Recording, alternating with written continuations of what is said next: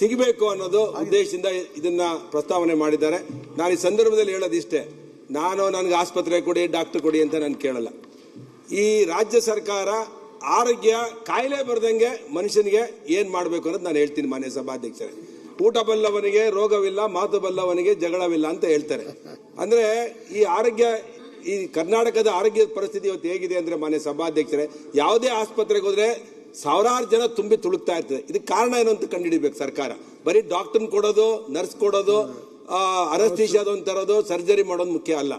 ನಾನಿವತ್ತು, ನನಗೆ 61 ವರ್ಷ ಮಾನ್ಯ ಸಭಾಧ್ಯಕ್ಷರೇ. ಇವತ್ತು ನಾನು ಆರೋಗ್ಯವಾಗಿದ್ದೇನೆ. ಒಬ್ಬ ಯುವಕ ಹೇಗಿರ್ಬೇಕು ಅಂದ್ರೆ, ಒಬ್ಬ ಸಂಸದೀಯ ಪಟ್ಟು ಅಥವಾ ಯುವತ ಅಂದ್ರೆ ಅಲ್ಲ, ಅವನಿಗೆ 60 ವರ್ಷ ಇದ್ದಾಗ 45 ವರ್ಷ ಯುವಕನ ತರ ಇರ್ಬೇಕು ಅಂತ ಆರೋಗ್ಯ ಕೊಡ್ಬೇಕು ರಾಜ್ಯ ಸರ್ಕಾರ. ಇವತ್ತೇನಾಗಿದೆ ಮಾನ್ಯ ಸಭಾಧ್ಯಕ್ಷರೇ, ಇವತ್ತು ಕಾರಣ ಏನಪ್ಪಾ ಅಂತ ಹೇಳಿದ್ರೆ, ನಾನು ಸರ್ಕಾರಕ್ಕೆ ಕೇಳೋದು, ನನಗೊಂದು ಚಿಕ್ಕ ಸಮಸ್ಯೆ ಆಗ್ಬಿಟ್ಟಿತ್ತು ಆರೋಗ್ಯದ್ದು. ಅಂದ್ರೆ ಅಸಿಡಿಟಿ ಪ್ರಾಬ್ಲಮ್ ಇತ್ತು. ಸುಮಾರು ಒಂದು 100 ಜನ ಡಾಕ್ಟರ್ ಹತ್ರ ಹೋಗಿರ್ಬೋದು. ಚಿಕ್ಕ ಸಮಸ್ಯೆ, 1 ಲಕ್ಷ ರ್ಯಾಂಟ್ಯಾಕ್ ಮಾತ್ರ ನುಂಗಿರ್ಬೋದು. ಕಾರಣ ಹುಡ್ಕೊಂಡು ಹೋದ್ರೆ ಡಾಕ್ಟರ್ಗಳು ಒಬ್ಬನು ಸಜೆಷನ್ ಕೊಡ್ಲಿಲ್ಲ. ಈ ಡಾಕ್ಟರ್ ಡಾಕ್ಟರ್ ಡಾಕ್ಟರ್ ಅಂತ ಎಲ್ಲರೂ ಇಲ್ಲಿ ಮಾತಾಡ್ತಾರೆ. ಕಡೆಗೆ ಒಬ್ಬ ಆಸ್ಟ್ರೇಲಿಯಾದವನೊಬ್ಬ ಡಾಕ್ಟರ್ ಸಿಗ್ದ. ಜಸ್ಟ್ ಅವನ ಹತ್ರ ಒಂದು ಸಜೆಷನ್ ತಗೊಂಡೆ, ಒಂದು ಬ್ಲಡ್ ಟೆಸ್ಟ್ ಮಾಡಿ ಹೇಳ್ದ, ನಿನ್ನಲ್ಲಿ H. pylori ಒಂದು ಬ್ಯಾಕ್ಟೀರಿಯಾ ಇದೆ ಅಂತೇಳಿ. ಸ್ಮಾಲ್ ಪ್ರಾಬ್ಲಮ್, ಒಂದು 10 ವರ್ಷ ಮಾತ್ರ ನುಂಗಿರ್ಬೋದು ರ್ಯಾಂಟ್ಯಾಕ್ ಮಾತ್ರೇನ. ಚಿಕ್ಕ ವಿಷಯಗಳು, H. pylori ಅಂತ ಒಂದು ಬ್ಯಾಕ್ಟೀರಿಯಾ ಕಂಡು ಹಿಡ್ದ, ಒಂದು ಟ್ಯಾಬ್ಲೆಟ್ಸ್ ಕೊಟ್ಟ. 14 ವರ್ಷದಿಂದ ನನಗೆ ಅಸಿಡಿಟಿನೇ ಇಲ್ಲ. ಚಿಕ್ಕ ಸಮಸ್ಯೆನ. ಅದರಿಂದ ನಾನು ಹೇಳೋದು, ಇವತ್ತು ಯಾವ ಆನೆ, ಹುಲಿ, ಚಿರತೆ, ಕಾಗೆ, ಗುಬ್ಬಚ್ಚಿ, ಗಿಳಿ ಯಾವ ಆಸ್ಪತ್ರೆ ಇದೆ ಮಾನ್ಯ ಸಭಾಧ್ಯಕ್ಷರೇ? ಮನುಷ್ಯನು ಒಬ್ಬ ಪ್ರಾಣಿ. ಅವನ ನಾಗರಿಕತೆ ಬಂದ್ಮೇಲೆ ಕಾಡು ಬಿಟ್ಟು ಇಲ್ಲಿ ಬಂದ. ಇವತ್ತು ಊಟದ ಪದ್ಧತಿ ಏನಾಗಿದೆ? ಇವತ್ತು ರಾಜ್ಯ ಸರ್ಕಾರ ಎಷ್ಟು ಹಣ ಖರ್ಚು ಮಾಡ್ತಿದೆ? ಬರೀ ವಿಸ್ಕಿ ಮತ್ತೆ ಎಕ್ಸೈಸ್ ಅಲ್ಲಿ 40,000 ಕೋಟಿ ಹೋದ್ಸಲಿ ಕಲೆಕ್ಟ್ ಮಾಡೋ, ಈ ಸಲ 45,000 ಕೋಟಿ. ಕುಡೀರಿ ಅಂದ್ರೆ ಜನಗಳಿಗೆಲ್ಲ ಕೂಡಿಸಿ ಆದಾಯ ತಂದ್ರೆ ಎಲ್ಲಿ ಆರೋಗ್ಯ ಇರುತ್ತೆ ಮಾನ್ಯ ಸಭಾಧ್ಯಕ್ಷರೇ?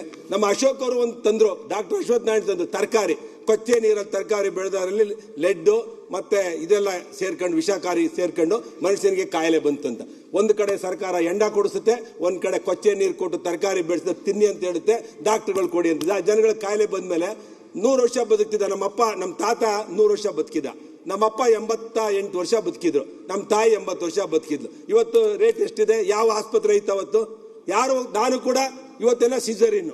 ನಾನು ಮನೇಲೇ ಹುಟ್ಟಿದೆ, ನಾರ್ಮಲ್ ಡೆಲಿವರಿ. ಇವತ್ತೆಲ್ಲ ಇದು ಮಾಫಿಯಾ ಆಗ್ಬಿಟ್ಟಿದೆ ಡಾಕ್ಟರ್ಗಳದು. ದಯವಿಟ್ಟು ಸರ್ಕಾರ, ನಾನಿವತ್ತು ವಿನಂತಿ ಮಾಡ್ತಿದ್ದೀನಿ ಮಾನ್ಯ ಸಭಾ, ನೀವು ನಗಬೇಡಿ ಮಾನ್ಯ ಸೀರಿಯಸ್ ಇಟ್ ಇಸ್. ನಾನಿವತ್ತು ಸರ್ಕಾರಕ್ಕೆ ವಿನಂತಿ ಮಾಡ್ತೀವಿ, ಒಳ್ಳೆ ನೀರು ಕೊಡಿ, ಒಳ್ಳೆ ಪೌಷ್ಟಿಕ ಆಹಾರ ಕೊಡಿ ಮಕ್ಕಳಿಗೆ. ಅಂಗನವಾಡಿಲಿ ಎಲ್ಲಿ ಪೌಷ್ಟಿಕ ಆಹಾರ ಸಿಗ್ತಿದೆ? ದೇಶದ ಆಸ್ತಿಗಳು ಮಕ್ಕಳು, ಇವತ್ತಿನ ಪ್ರಜೆಗಳು. ನೀವು ತೆಗೀರಿ ಅಂಗನವಾಡಿಲಿ. ನಾನು ಮೇಡಮ್ ಮೇಲೆ ಹಾಕ್ಬೇಕು ಇವತ್ತು, ಮಹಿಳಾ ಮತ್ತು ಮಕ್ಕಳ ಕಲ್ಯಾಣ ಇಲಾಖೆ ಮೇಲೆ. ಅಂಗನವಾಡಿ ಕೊಡುವಂತ ಊಟ ಇವತ್ತು ಯಾವ ತರ ಕಳಪೆ ಇದೆ ಅಂತ ನಾನು ದಿನೇಶ್ ಗುಂಡೂರಾವ್ ಸಾಹೇಬರಿಗೆ, ಮತ್ತೆ ಅಲ್ಲಿರುವಂತ ಸಚಿವರು ಖರ್ಗೆ ಸಾಹೇಬರು ಇದ್ದಾರೆ, ಮತ್ತೆ ಸೀನಿಯರ್ ನಮ್ಮ ಇವರಿದ್ದಾರೆ ಈಶ್ವರ್ ಖಂಡ್ರೆ ಅವರು, ಎಲ್ರಿಗೂ ನಾನು ವಿನಂತಿ ಮಾಡ್ತಿದ್ದೇನೆ, ದಯವಿಟ್ಟು ಡಾಕ್ಟರ್ಗಳನ್ನ ಯಾವ ಡಾಕ್ಟರ್ನು ಕೇಳಲ್ಲ, ಯಾವ ಆಸ್ಪತ್ರೆನೂ ಕೇಳಲ್ಲ. ಫಸ್ಟ್ ಒಳ್ಳೆ ಪೌಷ್ಟಿಕ ಆಹಾರ ಕೊಡಿ. ವಿಸ್ಕಿನ ಬ್ಯಾನ್ ಮಾಡಿ, ಎಕ್ಸೈಸ್ನ ಬ್ಯಾನ್ ಮಾಡಿ, ಕೊಳಚೆ ನೀರು ಕೊಡ್ತಿದ್ದೀರಲ್ಲ ಎಲ್ಲ ಕಡೆನೂ ಅದನ್ನ ಬ್ಯಾನ್ ಮಾಡಿ. ಆಮೇಲೆ ಪೌಷ್ಟಿಕ ಆಹಾರ ಕೊಡಿ, ಅದಕ್ಕೊಂದು ಬಡ್ಜೆಟ್ ಇಡಿ, ಎಲ್ಲ ಆರೋಗ್ಯವಾಗಿರ್ತೀವಿ ಅಂತ ಹೇಳಿ ದಿನೇಶ್ ಗುಂಡೂರಾವ್ ನಮ್ದೊಂದು ಡಾಕ್ಟರ್ ಇಲ್ಲ 2.5 ವರ್ಷದಿಂದ. ದಯವಿಟ್ಟು ಆ ಡಾಕ್ಟರ್ ಏನಾದ್ರು ಜ್ವರ ಕೆಮ್ಮಲು ಬಂದ್ರೆ ಔಷಧಿ ಕೊಡಕ್ಕೆ PH ಡಾಕ್ಟರ್ ಬೇಕು. ಆ ಡಾಕ್ಟರ್ 2 ವರ್ಷದಿಂದ ಇಲ್ಲಂತೆ. ಅವ್ನು ಹರ್ಷ ಗುಪ್ತಾ ಅವ್ರ ಕೈಗೆ ಸಿಕ್ಕಲ್ಲ ಅಂದ್ರು. ನಾನು 2 ಸಲ ಹೋಗಿದ್ದೆ, ಸಿಕ್ಕಿದ್ರು. ಅದರಿಂದ ಹರ್ಷ ಗುಪ್ತಾ ಅವ್ರಿಗೆ ರಿಫಾರ್ಮ್ಸ್ ಮಾಡ್ತಿದ್ದಾರೆ. ಇದಕ್ಕೆ ಡಾಕ್ಟರ್ಗಳಿಗೆಲ್ಲ ಸಿಟ್ಟು ಬಂದಿದೆ. ಚೆನ್ನಾಗಿ ರಿಫಾರ್ಮ್ಸ್ ಮಾಡಿ, ಸರಿಯಾದ ರೀತಿಯಲ್ಲಿ ರಿಫಾರ್ಮ್ಸ್ ಮಾಡಿ ಟ್ರ್ಯಾಕ್ ಅಲ್ಲಿ ತಂದಿಡಿ. ಆ ರಿಫಾರ್ಮ್ಸ್ಗೆ ನಮ್ ಸ್ವಾಗತ ಅಂತ ರೂಲಿಂಗ್ ಪಾರ್ಟಿ ಒಂದು ಅವಕಾಶ ಕೊಡಿ.